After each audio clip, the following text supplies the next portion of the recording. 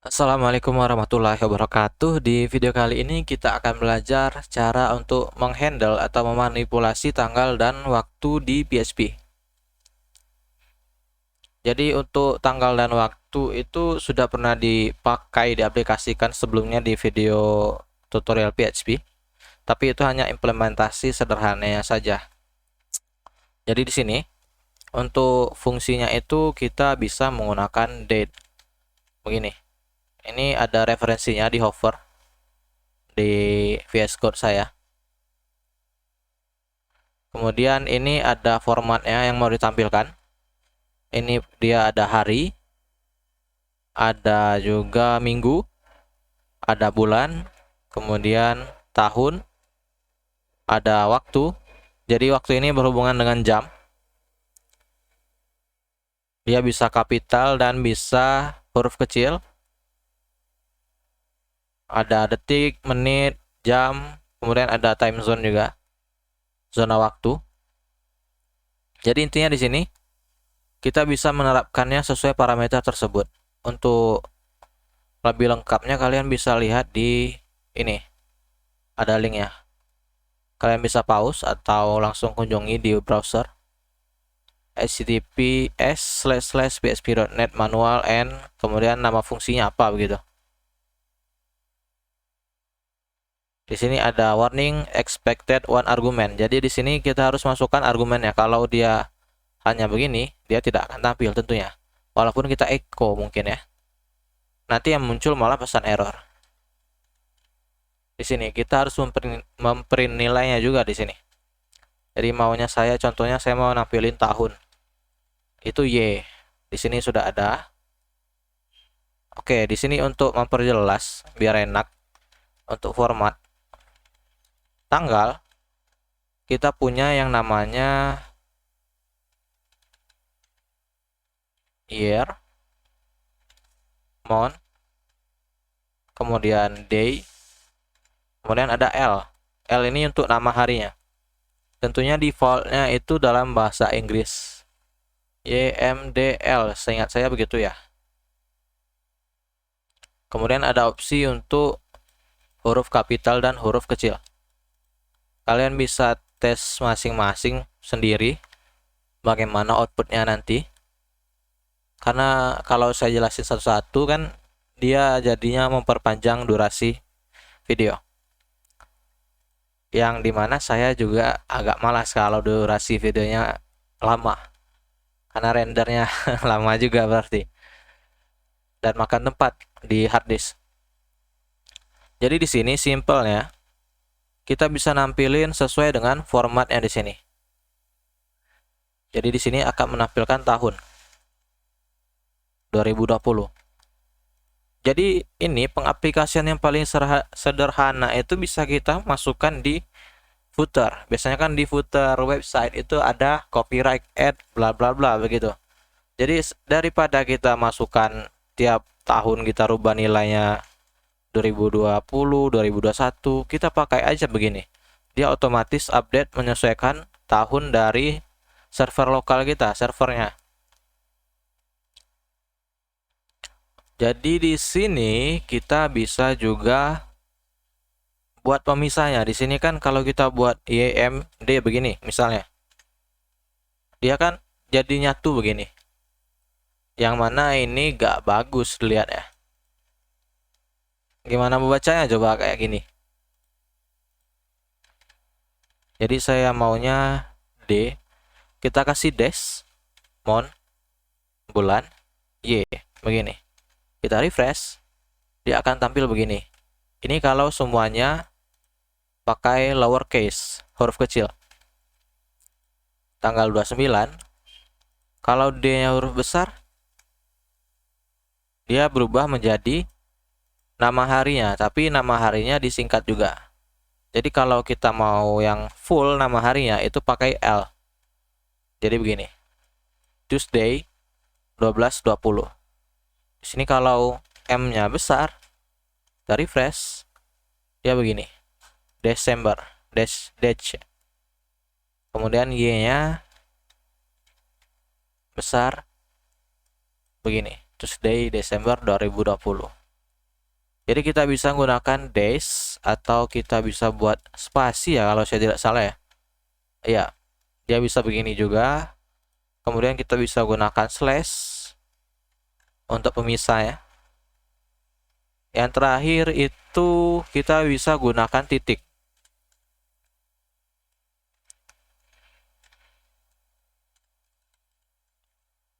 Begini. Dia akan berubah. Tuesday, Desember 2020. Kemudian kita sudah format tanggal. Sekarang kita maunya nampilin format waktu. Di format waktu ini kita punya H ISA. Begini. H besar ini yang membedakan dengan H kecil adalah dari format waktunya. Jadi H besar itu format 24 jam, H kecil format 12 jam, itu biasanya AM PM, ante meridian atau post meridian ya kalau saya tidak salah. I ini menit, S ini ininya second, detik. A ini untuk nampilin AM PM-nya kalau saya tidak salah. Jadi kita tes aja di sini. H I S begini. Kita refresh. Dia akan muncul hour 8, I menit, kemudian S 43. Jadi di sini kita tahu kalau tanggalnya di sini itu tidak sesuai dengan tanggal di sistem saya, karena dia mengikuti dengan format tanggal servernya, lokal servernya, bukan tanggal sistem. Jadi di sini kita bisa akali untuk waktunya dengan cara date. Oke, dia saya ketiknya di luar script. Jadi di dalam script ya tentu saja. Date. Kemudian ini dia. Date default time zone set. Ini untuk men-set time zone ya. Jadi parameternya kalian bisa atur menjadi sesuka kalian ya. Dia aja referensinya di internet. Begini. Jangan lupa untuk mengakhirinya dengan semikolon. Sekarang dia berubah mengikuti tanggal dari jam saya. Di sini karena kita pakai formatnya H kecil, jadi dia format 12 jam. 1 sampai 12. Sekarang kita tambahkan A, kita refresh, dia akan tampil AM PM-nya. Kemudian kita tes lagi begini, H besar. Sekarang dia berubah juga. Lalu ada lagi kita bisa buat variabel di sini sama dengan mk time begini. MK time ini untuk mendapatkan timestamp untuk waktunya. Di sini untuk argumennya bisa berisi jam, menit, second, month, bulan, hari, tahun, dan lain-lain. Jadi misalkan di sini jamnya saya isi integer ya, di sini 12 begitu. Sekarang nilai awal kita 14. Kita refresh, dia berubah.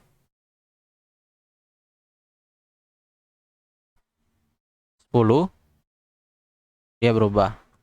Begitu.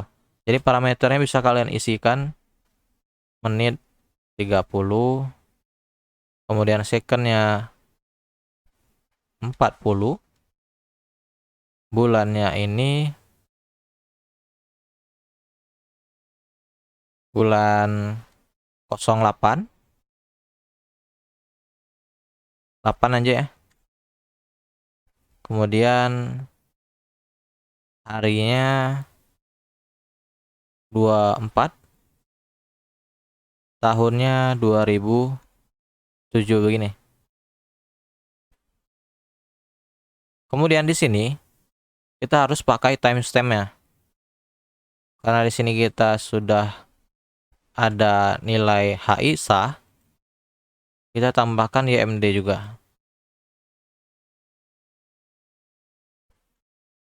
Dari sini pakai ini ya, titik 2 juga bisa ya untuk pemisahnya, untuk waktu. Kayak di jam-jam digital. Di sini kita pakai L aja. Saya maunya L. L, M, kemudian Y besar. Di sini kalau saya refresh, dia tampilnya begini. Dia masih mengikuti jamnya punya saya. Karena kita belum menggunakan timestamp dari MKTime ini. Sekarang kalau kita pakai begini, artinya dia pakai timestamp dari data yang ada di sini. Kita refresh, dia akan mengikutinya.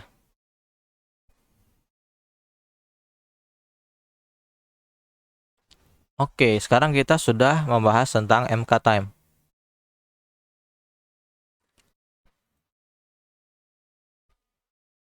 Sekarang kita maunya menggunakan fungsi lain yang bisa kita gunakan untuk memanipulasi waktu. Jadi ini yang saya akan bahas ini adalah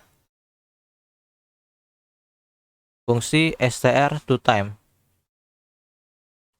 String to time. Jadi dia fungsinya ini memparse about any English textual date time description into Unix timestamp. Jadi sederhananya dia akan mengkonversi string ke dalam waktu. Tentunya stringnya ini yang berhubungan dengan waktu dan dalam bahasa Inggris. Jadi misalkan di sini saya tuliskan nilainya adalah tomorrow. Tentunya di sini kita harus masukkan timestampnya juga. Begini. Ini Friday ya. Seharusnya Saturday begitu. Oh, jadi Wednesday. Oke.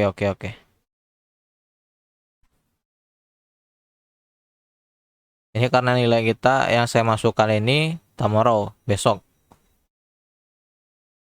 Jadi dia cukup cerdas untuk memparsing string seperti tomorrow. Tapi di sini kan saya masukkannya sepertinya ada yang salah ya. Jadi dia seharusnya Saturday, dia malah ke Rabu begitu.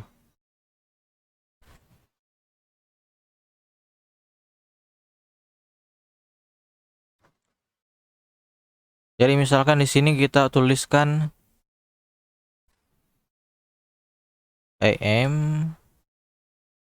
kemudian Juli 2030 begini. Kita coba refresh.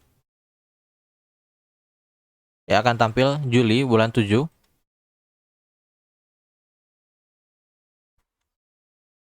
2030 10.20 AM. Di sini saya pakai H kecil coba. Oke, tampilnya begini. Secondnya ini set defaultnya adalah 0 ya nilainya. Kemudian dia berubah menjadi sesuai parameter yang ada di sini. Kemudian kita bisa ubah juga begini. Tapi anehnya di sini dia malah ke Wednesday. Oh iya ya, karena hari ini saya yang salah. Saya kira tadi kan karena nilai yang tampil Friday, hari ini Friday juga. Tahu-tahu bukan ya. Ini tanggal 29. Tuesday sekarang. Jadi benar ya. Value-nya ini ke besok, Wednesday. Kemudian ini menariknya juga kita bisa tambahkan begini ya. Begini. Tambah 2 minggu. Tuesday, Januari 2021. Begitu. Ini yang menariknya. Jadi dia cukup pintar untuk mengerti string waktu yang kita tampilkan di sini, di nilai ini. Plus 2 weeks begitu. Dia tahu, jadi ditambahnya plus 2 minggu begitu. Jadi menariknya dengan cara seperti ini, kita bisa tampilkan format waktu yang lebih advance lagi, yang lebih rumit lagi. Jadi misalnya kita bisa pengen buat tampilin ini pakai perulangan untuk menampilkan tanggal-tanggal tertentu, hari-hari tertentu. Misalkan saya pengennya nampilkan waktu itu dari tanggal 1 kemudian langsung melangkah ke tanggal 6 begitu, tanggal 12 begitu. Yang menariknya begitu, kita bisa manipulasi dia. Atau nanti bisa juga kita buat countdown atau hitung mundur sampai tahun baru, mumpung ini tanggal 29 ya. Jadi berapa hari lagi sih sampai ke tahun baru begitu. Tentunya kita pakai pengkondisian untuk menerapkan hal-hal seperti itu. Oke, sekarang kita coba aplikasikan dari teori-teori tadi biar kita lebih paham lagi. Dari misalnya saya pengennya yang perulangan tadi, yang dia pengennya melangkah-melangkah itu. Tiap 1 minggu munculnya tanggal ini, 1 minggu lagi tanggal ini begitu. Dia lompat-lompat. Jadi tentunya kita butuh inisiasi awalnya, nilai awalnya. Jadi pengennya itu pasti waktu mulainya begitu. str to time. Kemudian di sini saya definisikan harinya begitu. Harinya itu Monday. Hari yang paling dibenci oleh seluruh siswa di dunia. Karena ada hari upacara di situ. Ada upacara. Kayak pas masih murid ini males banget kalau datang sekolah di hari Senin. Kenangan pahit itu. Untuk ini kita edit sedikit aja ya. N akhir begitu. Dia akan bertambah tiap 2 minggu. Kalau mau kita bisa ubah 1 begini. Biar sedikit beda aja gitu. Kemudian di sini di bawahnya kita bisa masukkan kondisi perulangan ya. Di sini saya pengennya nerapinnya pakai while ya mungkin ya. Begini. Saya rapikan dulu. Begini. Jadi while kondisi bla bla bla, dia akan memprint nilainya begitu. Jadi kita bisa echo date tadi. Begini. Kemudian di sini ada waktu startnya mungkin ya yang akan kita pakai untuk timestamp ya. Jadi while ini mulai kurang dari n, kurang dari waktu akhirnya. Yang di print ini begini loh, begitu. Ini mulai begini. Kemudian kita pakai tanda titik BR. Kemudian di sini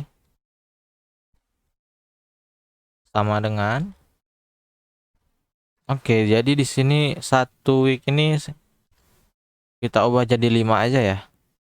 Karena saya maunya hitung itu per week, per minggunya. Jadi SRO time ini adalah range-nya. Di sini kita pakai STR on time juga, STR to time. Oh, time lagi. Gini. Kita tampilkan di sini.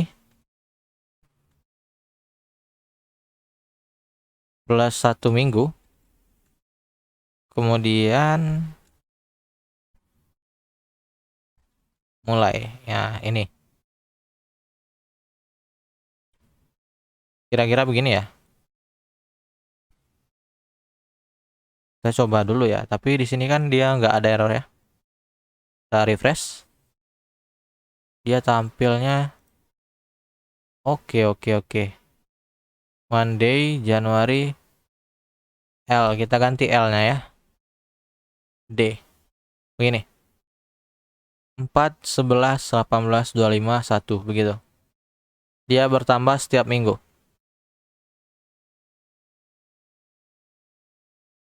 4 tambah 7, 11 begitu. Jadi ditambahnya selama 1, 2, 3, 4, 5. Selama 5 minggu di sini.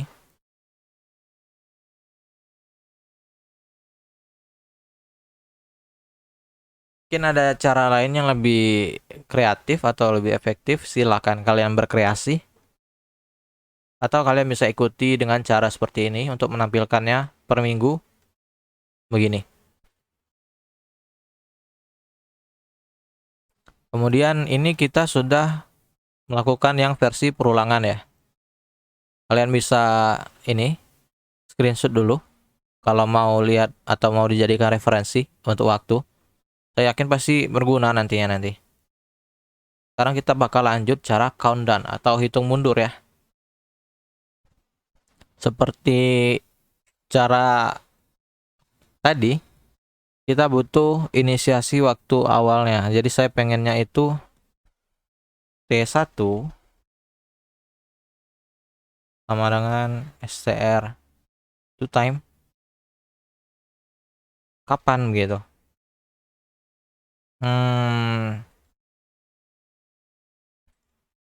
Kira-kira ini ya nilai awalnya ya. Dia 18 Juli.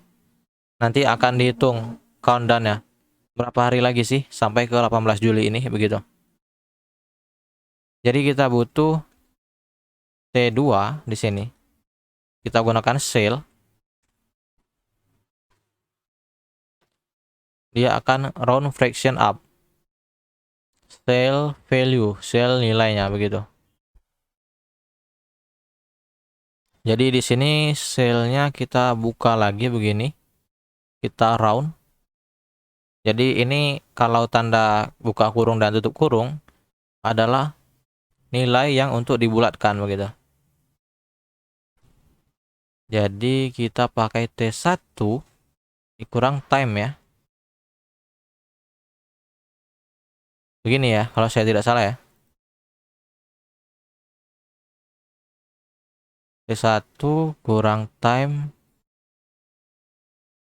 Kemudian kita bisa slash formatnya juga. Di sini kita slash 60, 60, 24.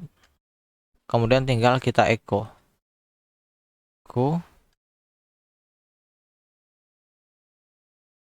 T2 begini. Saya pengen lihat outputnya aja di sini. Min 164. Sudah ya. Jadi biar lebih rapi, tinggal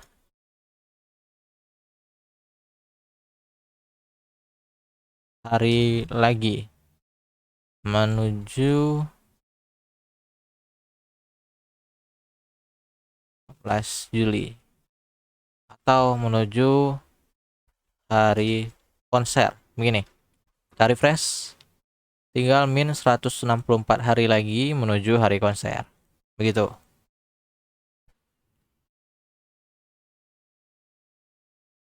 Oke, mungkin cukup sampai sekian ya, sampai di sini ya untuk